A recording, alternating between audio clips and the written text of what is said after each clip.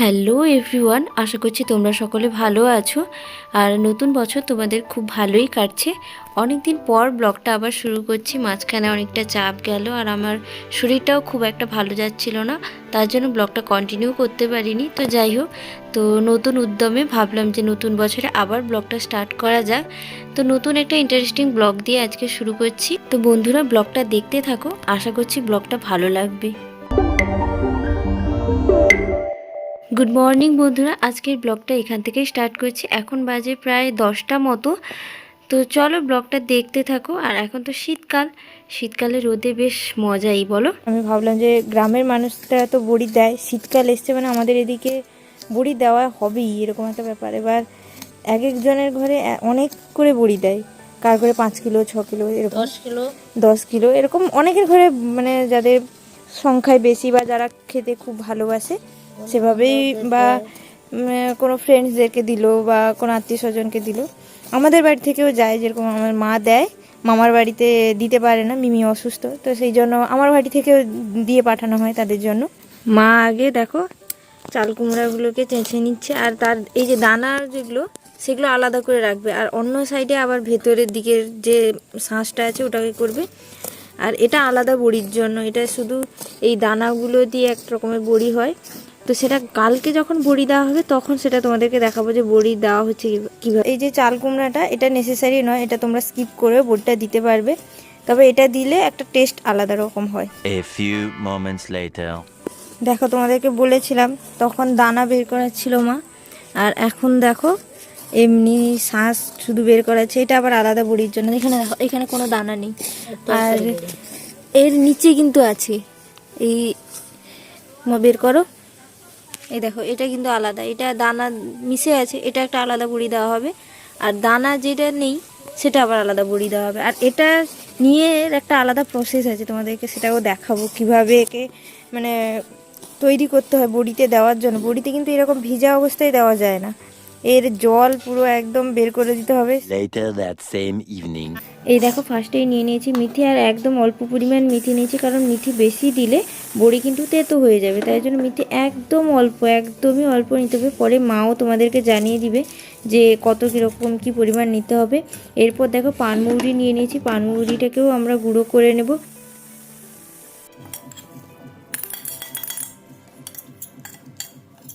পরিমাণটা বলে দাও।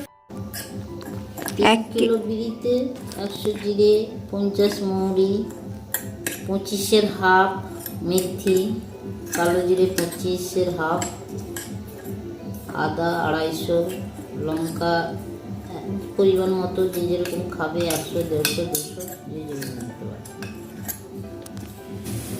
আর এই দেখো বিড়ি, সকাল 10টা 10:30 থেকে ভিজিয়ে রাখা ছিল। এই যে বিড়ি, এটা ছাড়ানো বিড়ি, অনেক সময় গোটা বিড়িও পাওয়া যায় যেগুলো ছাড়ানো থাকে না, ঘরে এনে চাকিতে পিষে ছাড়াতে হয়। তো এটা ছাড়ানো বিড়ি, বাজার থেকে এনে ভালো করে ধুয়ে মা এখানে ভিজিয়ে রেখেছে। এখন এটাকে বেটে নেওয়া হবে। অনেকটাই দেখো ফুলে গেছে আগের থেকে, ভিজে গেছে এটা অনেকক্ষণ। সকাল 10টা থেকে এখন রাত প্রায় 8টা মতো বাজতে যায়। এখন বেটে নিবে মা। এটা মিক্সিতে মা করছে, এটা তোমরা মিক্সিতে না করে তোমরা কারোর বাড়িতে যদি শিলনোড়া থাকে শিলনোড়াতেও করতে পারো। অনেক জায়গায়, আমাদের এখানে অনেক জায়গায় দোকানেও মেশিনে বেটে দেয়, সেখান থেকেও বেটে আনতে পারো। আর যে মশলাগুলো মা মিক্সিতে বাড়ছে সেগুলো তোমরাও শুকনো খোলায় ভেজেও গুঁড়ো করে নিতে পারো, বা রোদে ভালো করে দিয়ে শিলনোড়াতে গুঁড়ো করে নিতে পারো। এই দেখো বাড়ির গাছের লঙ্কা, এগুলো বাড়ির গাছের লঙ্কা, যখন হলুদ হয়ে যায় তখন শুকনো করে রাখা আছে। এখানেও কিছু রাখা আছে, এগুলো অনেক দিনের, কিন্তু এগুলো দেখতে কালার এরকম মনে হলেও এগুলো কিন্তু কোনো নষ্ট হয়ে যায়নি, এগুলো ভালোই, যার জন্য মা এগুলো গুঁড়ো করে নিবে এখন। শুকনো লঙ্কার মতনই এগুলো ঘরে ব্যবহার করা যায়, বাজারের শুকনো লঙ্কার থেকে এগুলো অনেকটাই ভালো, আর এগুলো ঝালও হয় প্রচুর। তো এটাই। আর এখানে কিছু শুকনো লঙ্কা, কিছু কাঁচা লঙ্কা, তোমাদের স্বাদ অনুযায়ী দেবে। যে লঙ্কা খেতে মানে অতটা পছন্দ করে না তো কম লঙ্কা দিতে পারো। আমাদের বাড়িতে সবাই লঙ্কা খায়, তাই লঙ্কাটা বেশি করেই দেওয়া হয়। এটা এক কথায় বলতে পারো এটা হোমমেড চিলি ফ্লেক্স অ্যাকচুয়ালি, যেটা শুকনো লঙ্কাকে গুঁড়ো করেই তো আমরা চিলি ফ্লেক্স করি, সেটাই, যে ঘরের গাছের তৈরি লঙ্কা। কি ঝাঁঝ রে, এটা এটা হচ্ছে হোমমেড চিলি ফ্লেক্স, যে লঙ্কা গুঁড়ো করে রেখে দিল।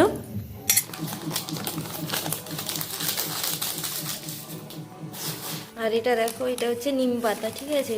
যাদের সুগার আছে তারা এরকম নিম পাতা বড়ি খায়।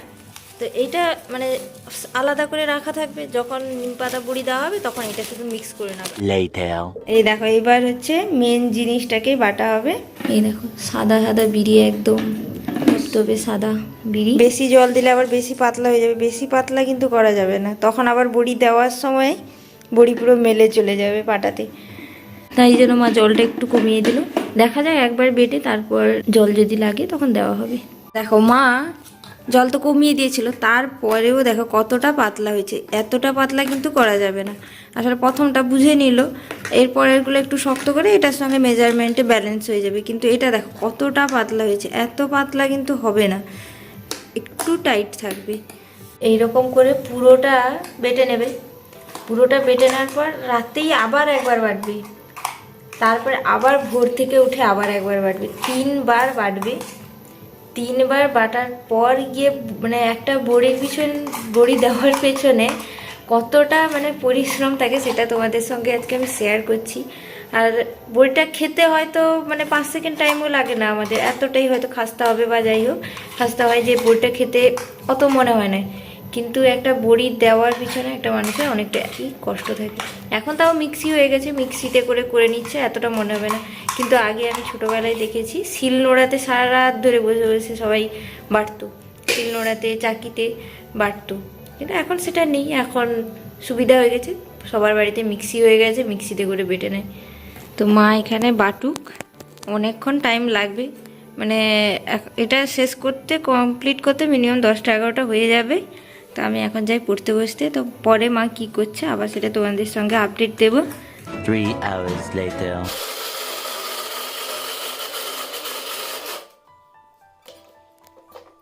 ওই দেখো, আমি বলেছিলাম মা 2বার করে বাটবে।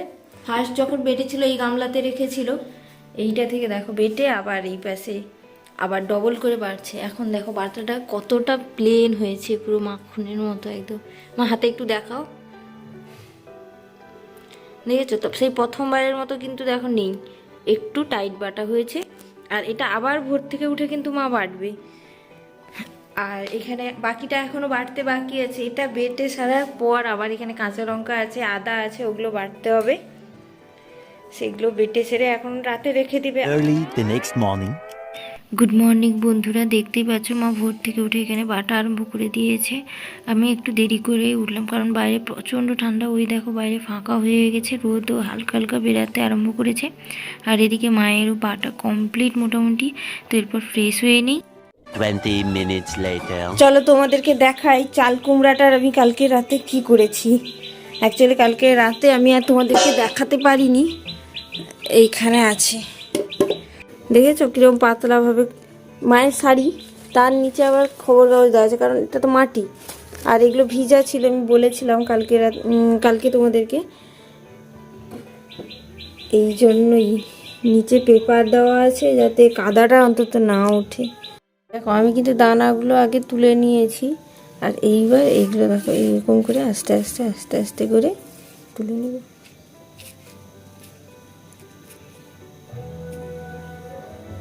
এরকম তোমরা সুতির কাপড়েও দিতে পারো, এটা মা তো একটা ওড়নাতে দিয়েছে, পরিষ্কার ওড়নাতে, এবার তোমরা একটা পরিষ্কার সুতির কাপড়েও দিতে পারো। দেখো কতটা পাতলা করে, একদম কাগজের মতো পাতলা করে তুলে নিচ্ছি। আর এটাই মিক্স হবে কিন্তু বিড়ির সঙ্গে।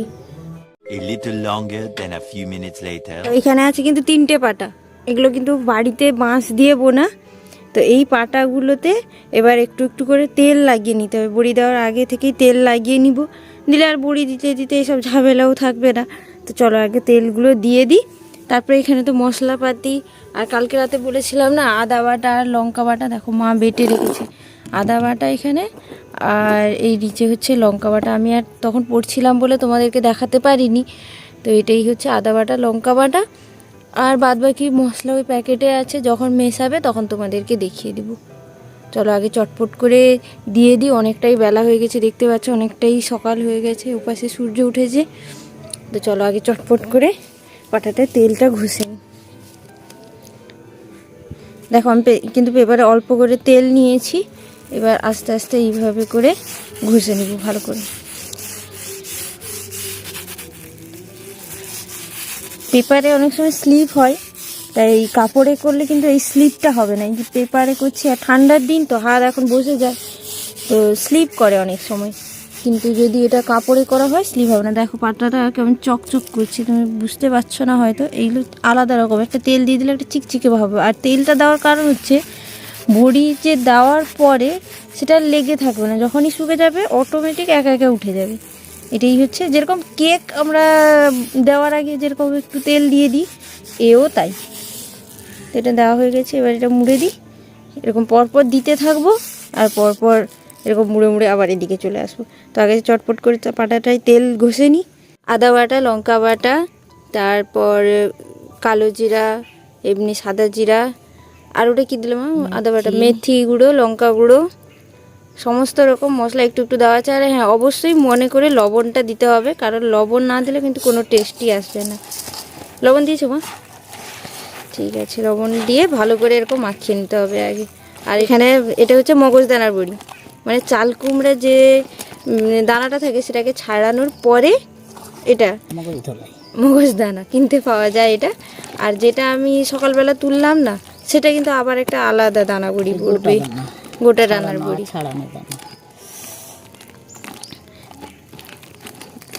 ওই দেখো মা ওখানে বড়ি দেওয়া শুরু করে দিয়েছে। অ্যাকচুয়ালি আমি যতক্ষণ পাটাটাতে তেল ঘষছিলাম, তেল ঘষতেও একটু টাইম লাগে। এখানে দুটো পাটা, ওখানে একটা পাটা, তিনটে পাটাতে তেল ঘষতে একটু টাইমই লাগে। আর যতক্ষণে মা একটু নিয়ে ডাবানো শুরু করে দিয়েছিল, এবার আমি অল্প অল্প নিব, একদম অল্প অল্প নেব, বেশি খুব বেশি নেওয়ার দরকার নেই। অল্প অল্প অল্প অল্প করে এরকম সারাক্ষণ কিন্তু হাত ঘষতে হবে। মা যতক্ষণ সেখানে দিচ্ছে, এখানে কিন্তু আমার হাত চলবে। আর তোমরা নিজেরাও বুঝতে পারবে, যতক্ষণ হাত ঘষবে দেখবে প্রথমের দিকে একটু টাইট লাগবে, তারপরে আস্তে আস্তে পুরো হালকা হয়ে যাবে। আর যত এটা হালকা হবে তত বড়ি খাস্তা হবে, আর হচ্ছে গিয়ে বড়ি মুচমুচেও হবে, আর বড়িটা ফুলবেও ভালো। তো চলো আমি এবার করে নিই। দেখো বৌদি অল্প করে নিয়েছে, বৌদি অল্প করে নিয়ে ডাবাচ্ছে, সেইটা আবার দিয়ে দিবে মাকে। মার কাছ থেকে চলে যাবে ঠাম্মার কাছে। আর এই দেখো মা একটুখানি দেওয়া সবে স্টার্ট করেছিল, তারপরে ঠাম্মা বড়ি দিচ্ছে। দেখো তোমাদেরকে দেখিয়েছিলাম শুরুতে যখন বড়ি দেওয়া এখানে শুরু হয়েছিল, এই পাটাটা পুরো কমপ্লিট।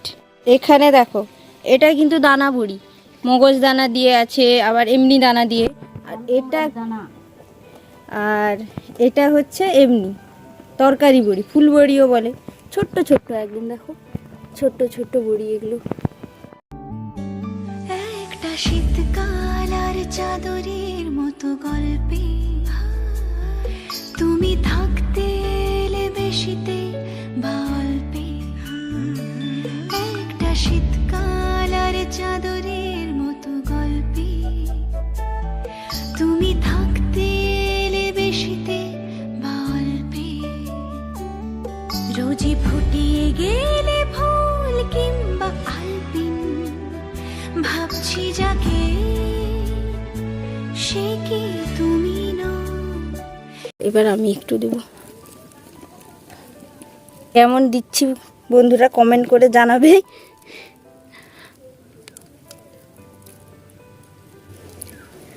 আমরা তো ছোটোবেলা থেকে এরকম বাড়িতে দেখি যে বড়ি দেওয়া হয়। ছোটোবেলায় যখন আমরা রান্নাবাটি খেলতাম, তখন আমরা কলা পাতায় মাটি নিয়ে কাদা করে এরকম বড়ি দিতাম। সে দিনগুলো আলাদা রকম ছিল। একটা নাম না জানা বাড়ির পাঁচিলে জানি দেখা না দিও তুমি ছিলে। একটা নাম না জানা বাড়ির পাঁচিলে জানি দেখা না দিও তুমি ছিলে। আর ইচ্ছে হলে উড়িয়ে দিতে উত্তর কাগজের দল, সে কি তুমি নও। নিম পাতা বড়ি দেওয়া হয়েছে, এর গায়ে দেখেছো নিম পাতার মতো, দেখো বোঝা যাচ্ছে যে এটা নিম পাতা বড়ি। এই দেখো এগুলোতে দেখতে পাচ্ছ সবুজ সবুজ একটা পাতার মতো আছে, এটা হচ্ছে নিম পাতা দেওয়া আছে। নিম পাতাটা বাবার সুগার আছে, এই জন্য নিম পাতার বড়ি আর এটা হচ্ছে নিম পাতাকে কয়েকদিন আগে থেকে তুলে এনে রোদে শুকিয়ে হাতে গুঁড়ো করে নিলেও হবে বা শুকনো খোলায় ভেজেও গুঁড়ো করে নিলেই হবে। তো এই পাটাটা কিন্তু ভর্তি হয়ে গেছে, ভেবেছিলাম হবে না, তাই জন্য ঠাম্মা আবার কয়েকটা থেকে গেছে ওই পাশে দিচ্ছে। আর এটা বোঝাও যাবে যে এটা আলাদা নিম পাতা বড়ি। এই দেওয়া প্রায় কমপ্লিট নয়, কমপ্লিট। যে ঠাম্মা এখানে দিচ্ছে, মা এখানে দেখো 3টে পাটা হয়েছে, আমি তোমাদেরকে পেছন থেকে দেখাচ্ছি।